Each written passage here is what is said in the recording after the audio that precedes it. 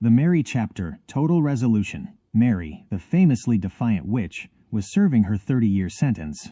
The global coven was closed, the international terror ring dismantled, and the evil agenda that attacked the human race and hurt families everywhere was curtailed. Mary, whose former life was defined by the chaos of spells and conjuring and theatrical cam shows where she would flop around like a beautiful fish, was now reduced to an inmate number. Yet her identity remained that of the personification of the ultimate challenge, her spirit perpetually posing the question to the watching Russian authorities, the bear. Is it time for the bear to roll over and accept your new religion? The escape and the return. In a desperate, primal move, Mary, the survivalist, attempted to breach the system. She somehow escaped confinement and sought refuge at a location known as OMS. Her freedom was brutally short-lived. The recapture was a visceral, decisive defeat. She was caught outside an old building in the cold.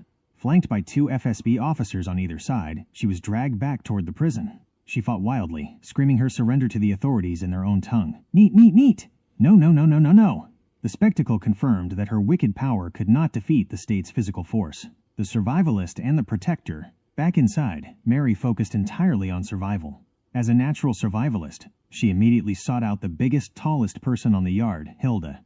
Mary approached the formidable woman with a flash of her old, humorous charm, feigning innocence.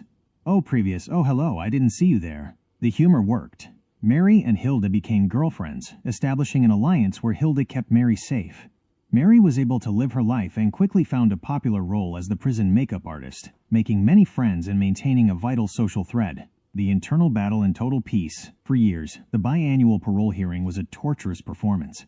Before each one, Mary would replay her defiance, forcing guards to drag her down through the halls as she kicked and screamed, embodying the desperate refusal of her failed escape. Once dropped into the glass booth, Kabelny Gushner, she would instantly snap into her famous, arrogant pose, demanding her close up with a chin-up stare, channeling her twisted reliance on the kindness of strangers. But the repeated failure of her defiance, first in the escape, then in the ritual, combined with the stability provided by Hilda, allowed the ultimate truth to penetrate. Mary began studying the Bible, verse, truth. Mary finds Jesus. This spiritual awakening provided a total resolution to her internal conflict, shattering the evil agenda in her heart.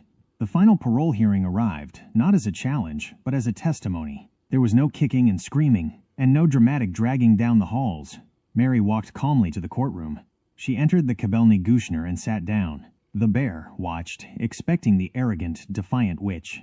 But Mary looked directly into the cam, the eye of the world and the governing power. Instead of the defiant pose, she simply smiled. This smile, radiating total peace and happiness, was the final answer. The symbolic enemy had yielded, not to men in the 30-year sentence, but to God. Her peaceful surrender provided the definitive conclusion for all the people who were choosing sides.